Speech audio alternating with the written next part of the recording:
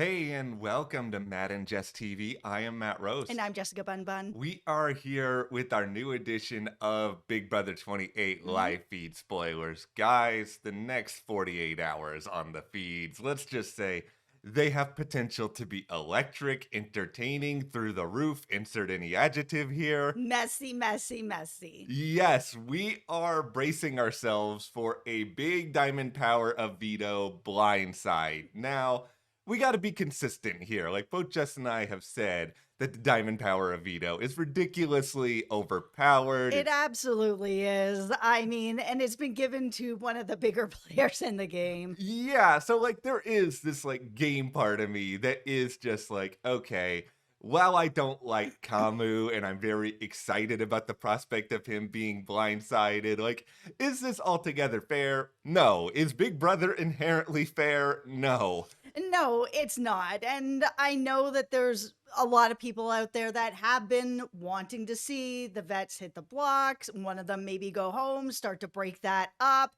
But we all knew that there was going to be this Diamond Power of Veto that needed to get flushed out first. Yeah, and well, here's the thing. While the Diamond Power Veto is still ridiculously overpowered, this is not an identical situation to Big Brother 12. You still have the blockbuster in play. Yep. And also, it feels like a lot of the next day or so is going to be this really delicate high wire act that a lot of the icons and some other people who they are bringing in are going to have to try to navigate, because there's a very specific way in which both Dee and both Dee and then Angela, and effectively really the entire Crossovers Alliance, is safe. It's very, very risky and could easily go wrong. Absolutely. All right, so before we go any further here, be sure to follow us on Instagram, Matt and Jess TV, because I have a little bit of a personal update here. So over the past few months, I've been feeling like I wanted to add a new animal companion to my world. I love animals, and I got really interested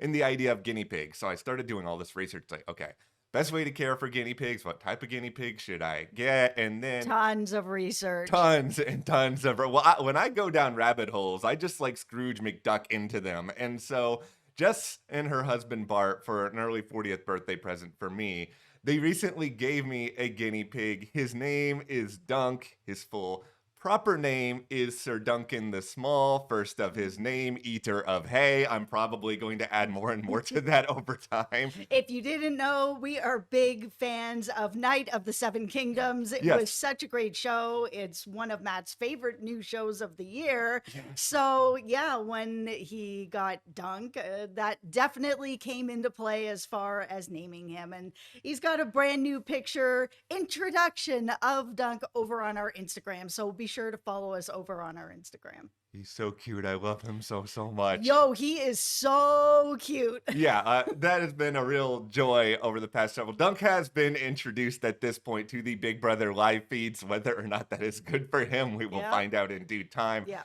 All right, let's just start. The Power of Veto happens yesterday. The Veto players are Melody, Barrett, and, they're joining Yash and the nominees, Angela, Dee, and Haley. And Yash wins. Yeah, it is Otev, Yep. which is always really, really fun. It's Yeah. it's just an honor to be able to even say that you're a part of Otev. Yeah. Like, I don't want to play Big Brother, but if I did, this is one of those competitions where I would be really mad if I didn't end up getting to play this. I'd be okay if I didn't play this. I just want to watch it. It is very physical, and I am a non-athlete. I am not here to be trying to climb up a rope. That's not happening for me. Here's what would happen for me. I'm a non-athlete as well, but I would try. I would end up on the show because there would be that slow motion of me trying to climb up, and I'd fall on my face, and they'd be like, no.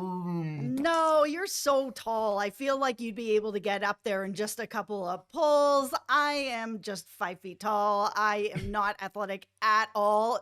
I would have the slow motion of I'm just sliding down on my face. So Barrett apparently did really, really well in this competition. Shocking. He's also tall. Yeah, the funny thing is you keep doing really well, Barrett, except you don't win any of these. And like, if his objective is, and it's hard to know without DRs, like if you're throwing them at the end or whatever, it's not really that effective if you're trying to mask that you're a comp threat, that you still do really well in these, you just don't end up winning them. Yep. So, okay, let's go back in time briefly to right before the veto, because this is going to play out and be very, very important. Okay. Beep, bop, bop, bop, boop. We're back in Oh, D and Devins, they must have watched our video yesterday because they had this conversation about the BB bribe and whether or not D should just offer Devins this bribe. At first, like a couple days ago, he kind of joked around it, but he was more serious yesterday and sort of saying, for the sake of my game, I have to be able to explain this. I have to mask using this diamond power of veto. So do you want to bribe me? And D makes the formal, which is needed for the Big Brother rule book of like, Devins, would you like $5,000 to use the diamond power of veto? Like he has officially said he'll think about it. He's not locking it into place yet, but come on. I think it's pretty clear that he's going to do this. It's pretty clear that he is going to end up doing this. And it's a really good play because otherwise, how does Devins really explain this without just saying, me and Dee, we're working together. We're rolling through this competition together. And I think a lot of people suspect that they're working together, but it's another thing to just confirm it by like, oh, I have this really overpowered veto and I'm using it specifically on D. I'm not keeping it for myself. I'm using it on this person. That absolutely shows that they are in an alliance. So how do you work around this? This could be it. I mean, he is a dad, got kids, want to make sure that he brings home some money for his family. He can really explain this away with this. Well, yeah, that is a big thing. Who is anyone else in the Big Brother house to tell somebody, oh, this money's not important? It's just like, yo, kids make you broke. Kids make you very, very broke. Devin is in a very different life position than a lot of these other people. And I think, using that dad angle, like, they can't really argue it because most of the people this season, they're not parents yet. And so it's just like, they don't know what that struggle is. Yeah. All right, now let's just give Devins like an immense amount of credit here for talking everything out. So the veto competition is over. And at first, I was really, really mad at production because they were just showing Devins and just working out. And I was just like, what is this? There's got to be a million things that are more exciting than sitting here and watching Devins try to lift some weight. Listen, the feeds, it's the way the feeds are. They're especially bad this season, though, for cutting off on important conversations. Yeah, we got really lucky because this thankfully turned over time into Devins giving us a very long cam talk where he actually laid out everything. Like, first and foremost, he was a little bit frustrated with D, who is a challenge beast who did really well in all these immunities on Survivor, just out here not doing well. He realizes that, he might be able to save both Angela and D, but the cost is that it might blow up his spot with Yash and Kamu, where he has made a lot of inroads, and for some unexplained reason, both of them do actually trust him in this game. Yeah, it feels very much that if he does decide that he's going to put up Kamu, he has to get him out. He can't leave both Kamu and Yash in the game if he takes a shot. Yeah, so he has laid out a plan here that it's just, all right, well, first things first.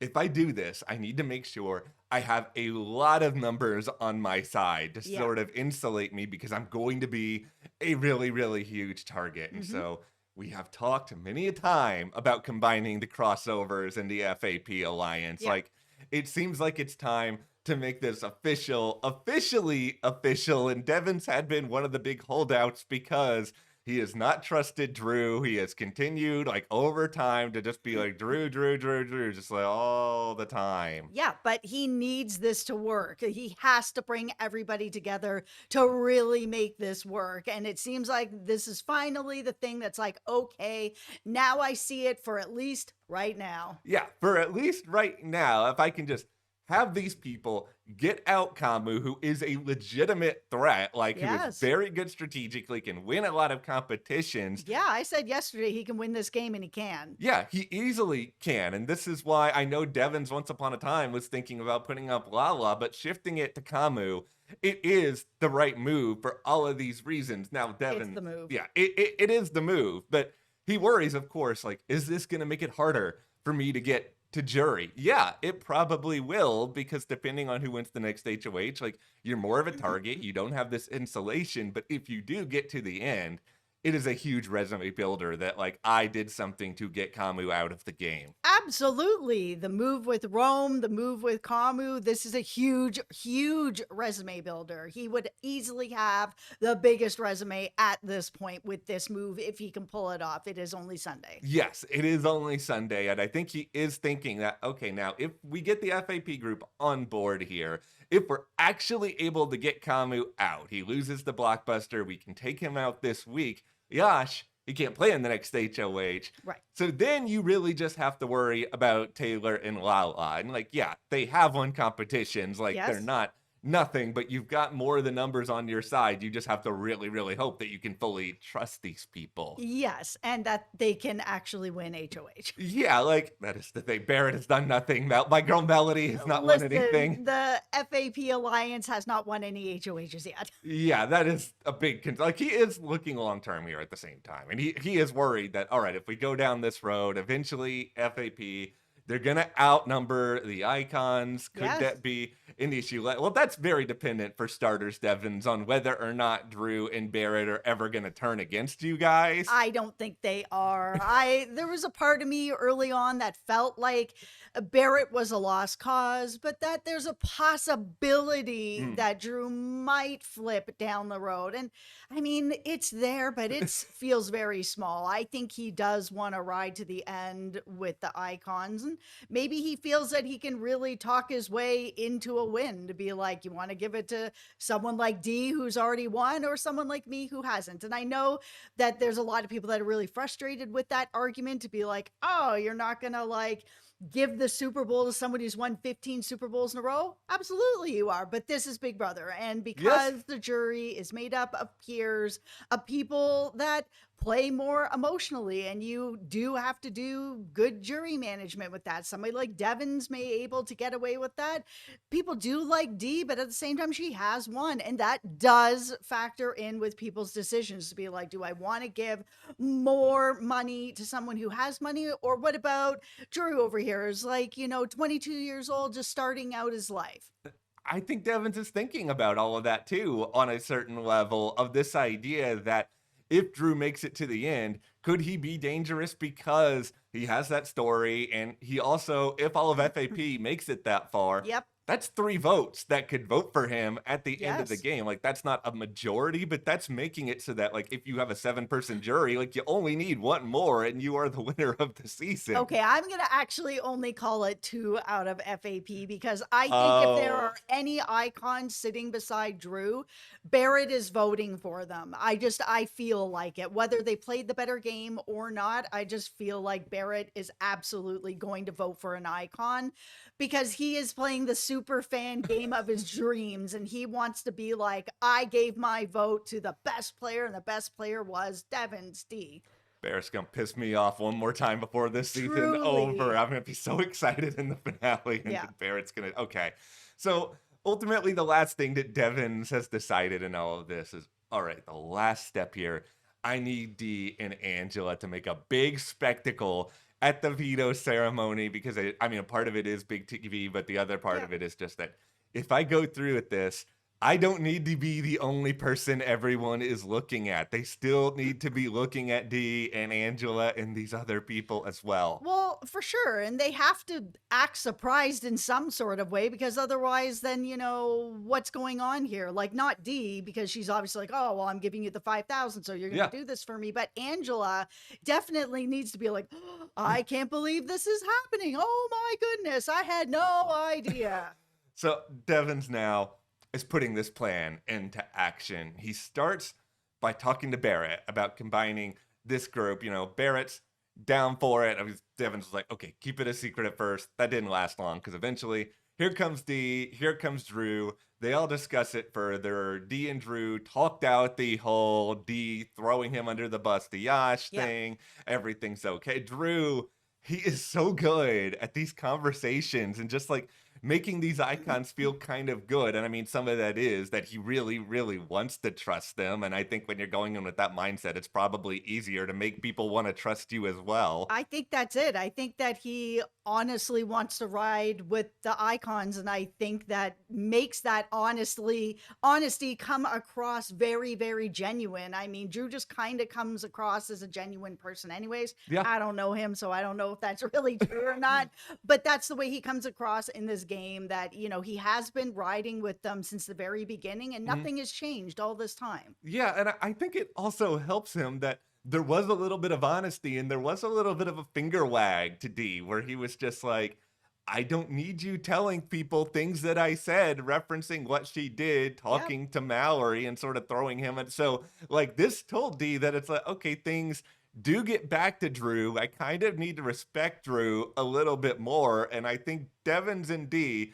like you said, at least for now, they've really realized, this person we've been throwing under the bus, we need him. And like Dee and Angela are even talking about how they trust Drew now. Yeah, and they should. He's done nothing to make them feel this way. I don't know how we got here in the first place with Drew. He was definitely just somebody who's riding with them. Yeah, and like they've shown some trust now. Like Dee has told Drew about the bribe. She later told Melody. I mean, Yeah. Yacht just told Tay. But it feels like by this time tomorrow, pretty much everybody in the house is going to know about the bribe. Yeah, pretty much. It doesn't really matter. It's kind of a No. stinky power. But okay, but Drew did have a couple of reservations at first about like combining the two alliances. And I Mhm. think he was worried about all these different scenarios. If certain people won, are they going to have to explain things? But eventually he was just like, you know what? I'll do whatever you guys want. If you want to combine these two alliances, I'm more than happy to go along and do this. Listen, we're deep enough into the game now that they kind of need to be able to do that. And if they decide to go ahead and do this, Mhm. and this is, we'll call it, the new tool shed, then they have enough votes to just get out everybody on the other side of the house, and then they can deal with each other. That's the thing, and especially because like the time capsule is almost over. There's only one more thing, and I don't think it's lost on some of the people in this larger group that while not everybody knows about Devin's power yet, we'll get to that Yeah. in a second. All the people who are getting the powers and punishments, they are in this group. Like that may make them more confident that Drew, your guy, Temecula Drew, might be getting the final one. He might be. I might be back voting for him again. I might be back voting for him too. Yeah, let's go. Okay, no, so everything has kind of been talked through. D is happy to, blow things up, cause a little bit of chaos. It Mhm. seems like everyone is okay with the idea, including Mallory and Melody, of keeping D, getting out Haley for now. And I say for now because nobody knows about the Diamond Power of Veto part of this yet. Right. And once that does come into play and Kamu's up, I mean, really, they have to just keep everybody on board for the week. Like I said, it's only Sunday. Waffle Wednesday hasn't come No. up yet. There's been so many, feels like it's going to be for sure so and so all week, and then it isn't. That's happened like 2 weeks in a row now. Yeah. And Kamu has been able to get himself out of a lot of trouble. He's very good at going around the house and turning people. Yeah, even without considering the blockbuster, you're right. Yeah. Because the way in which he was able to throw Chuck under the bus was just like so, like legitimately really, really impressive. Yes. A really funny thing did happen yesterday where Devins is talking to Drew and Barrett, and like, he's trying to play dumb about something. So they're just like, come on, guy. We know you probably have a power. And then later, Barrett even brought up the idea of a Diamond Power of Veto to Devins, and Devins was just like, I don't even know what that is. And I'm just sort of, yeah, Oh, sure. Devins. Yeah, that's the thing. It's just because this is all a part of the plan. They might be a little bit annoyed after the fact if Devins doesn't clue them in it, but I think they're gonna be fine because it's just like this is all a move that benefits so many of them. Like Yep. Melody can't stand Kamu. Drew doesn't like they're all gonna be happy about the idea of getting rid of Kamu this week. Absolutely. I just feel like, at least tinfoil hat for me, that he really does need to sit down with everybody and let them know what is happening before he does it, to build that little bit of trust. He's going to do it anyways. Yeah, that's have a meeting, I don't know, like an hour before the veto Yeah, ceremony. real close to the veto ceremony. Yeah. But I think that if he does that and he makes that move, then he builds that extra little bit of trust for jury. Now, here is where one of the many ways that all of this may get messy and just may go kind of all over the place today is Yash and whether or not he wants to use this power of veto, because Haley is on the block right now. Mhm. Haley is sort of the pawn because Yash originally wanted Angela out of the game. Now Yash wants Dee out of the game. Yes. The way in which this plan works best for Devons in this whole group is that Haley has to stay on the block. Like, you have to have that happen so that you don't end up in a situation where, worst case scenario here, something transpires, Kamu goes up on the block, wins the blockbuster, and then Barrett is up there instead of Haley, and you're kind of losing somebody from the crossovers, like, no matter what. That's right. So there's all these talks, and like Yash and Kamu, they came close to something yesterday. Like, they talked a lot about, should we just take down Angela? We can put up Barrett in Angela's place. Angela, maybe she'll be so grateful she'll want to work with us moving forward. Yeah. I don't think ultimately they're going to do that, but they are in this position where they're thinking if Haley wins the blockbuster, it would be very, very fun for them to force Devons to decide between Dee and Barrett, like which one of them that is he going to side with here. Yeah, it's D. It's Dee. Barrett is riding for D. I mean, it's not going to be that helpful for Devons to keep him. No, Not over D. It's not. I think they're just Yash and Kamu because they're in power. And I think because Kamu has been able to get so much of what he wants over these past several weeks, like, I'm not going to sit here and be like they're full of it or they're getting too arrogant, because it's like, it's very hard to see something like a Diamond Power of Veto coming, but it is them not being able to identify that they need to take Haley off the block, even though they've sort of circled it. Like, that's a real problem for them. Yeah, I mean, they have been really talking out different scenarios, but that's not one that they're talking about in a very real way, which does seem like the one that they would need to play. Taylor did come up with this idea that was like, oh, this could actually change everything. It's like, what if we put Devons up as a replacement nominee? I mean, obviously he's going to use that on himself over D. Yes.